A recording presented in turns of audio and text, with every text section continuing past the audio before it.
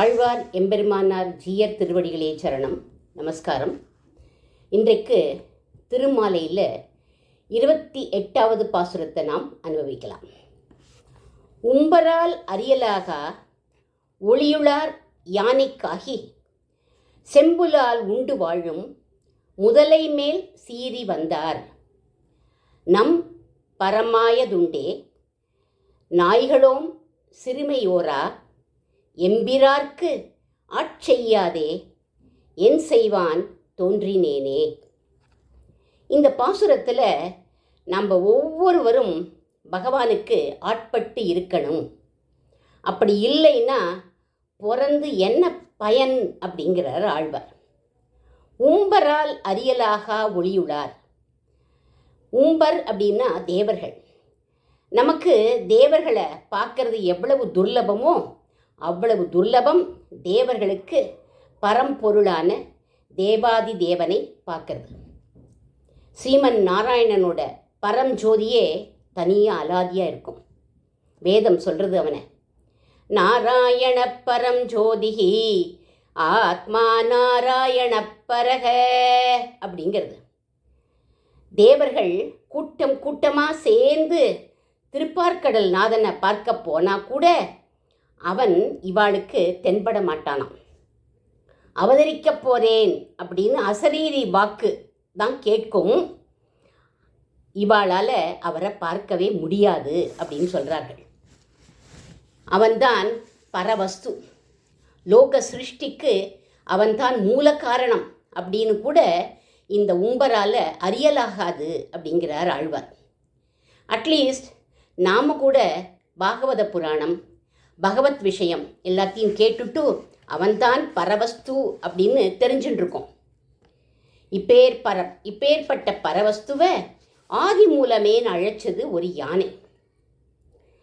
இது யாரை அழைக்கிறதுன்னு எல்லா தேவர்களும் கூட்டமாக நின்று வேடிக்கை பார்க்குறா. இதே மாதிரி தான் சிங்கப்பெருமாளுடைய அவதாரத்தை சொல்கிற போது எங்கும் உளன் கண்ணன்னு குழந்தை சொல்லிடுத்தோம். அது பொய்த்து போகக்கூடாதுன்னு சத்தியம் விதாதும் நிஜ பிரித்ய பாஷிதம் அப்படின்னு பக்தனுடைய வார்த்தையை சத்தியம் பண்ண தூண்லேருந்து வெளிப்பட்டான் பகவான்.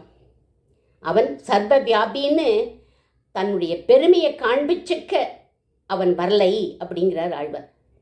பின்ன ஏன் வந்தான் அப்படின்னா பாகவத அபச்சாரம் தாழாமல் வந்தான் அப்படிங்கிறார் ஆழ்வார்.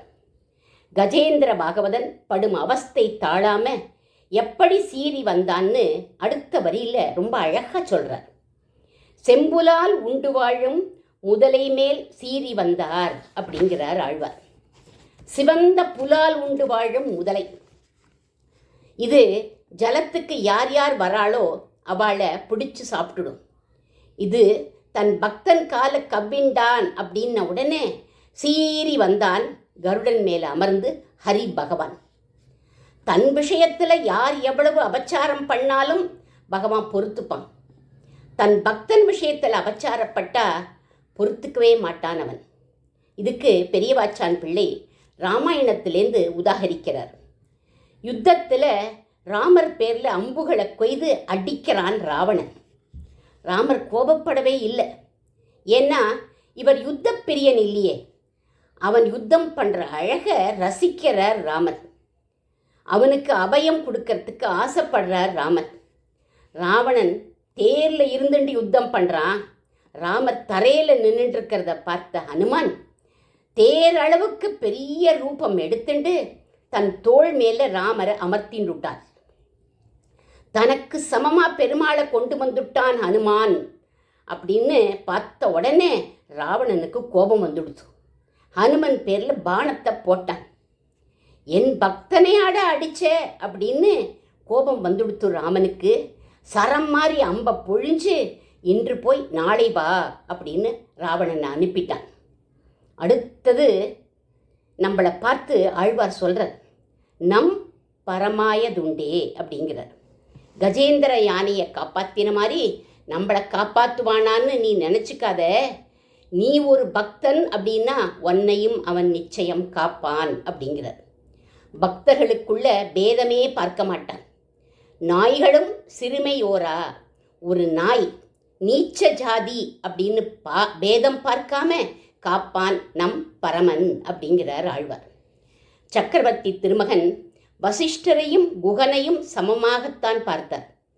வசிஷ்டரை சொல்கிற போது புரோஹிதஸ்ய ஆத்ம சமஸ்ய அப்படின்னார். குகனை சொல்கிற போது ராமஸ்ய ஆத்ம சமசகா அப்படிங்கிறார். அனாச்சாரமாக இருக்கக்கூடிய குகனையும் சதாச்சாரமாக இருக்கக்கூடிய வசிஷ்டரையும் ஆத்ம சமம் அப்படிங்கிறார் பெருமாள். கஜேந்திரனை போல யானை பலம்னு சொல்வோமே, அந்த யானை பலம் நமக்கு இல்லாத போனாலும் கூட அந்த நாயை போல நன்றி இருந்தால் போதும். எம்பெருமானுடைய கோவில் வாசல்ல ஒரு நாய் மாதிரி நமக்கு கிடக்க வேண்டாமா? அவனுக்கு ஆட்பட வேண்டாமா? என் செய்வான் தோன்றினேனே, எதுக்காக நான் பிறந்தேன் அப்படிங்கிறார். அவனுக்கு ஆட்படாம எதற்காக நம்ம பிறந்தோம் அப்படிங்கிறார் ஆழ்வார். ராமாயணத்தில் பரதாழ்வானும் தலையில் அடிச்சுண்டு அழறார். நான் ஏன் பிறந்தேன், நான் பிறந்ததுனால தானே எனக்கு சொத்து வேணும்னு கைகேயி அம்மா கேட்டா, அதனால தானே ராமன் நான் காட்டுக்கு போக நேர்ந்தது, என் செய்வான் தோன்றினேனே அப்படின்னு அழறார் பரதாழ்வான். எம்பெருமானுக்கு ஆட்படாம வீணா போயிடாதீங்கோன்னு நமக்கு புத்திமதி சொல்றார் ஆழ்வார் இந்த பாசுரத்தில். ஆழ்வார் திருவடிகளே சரணம்.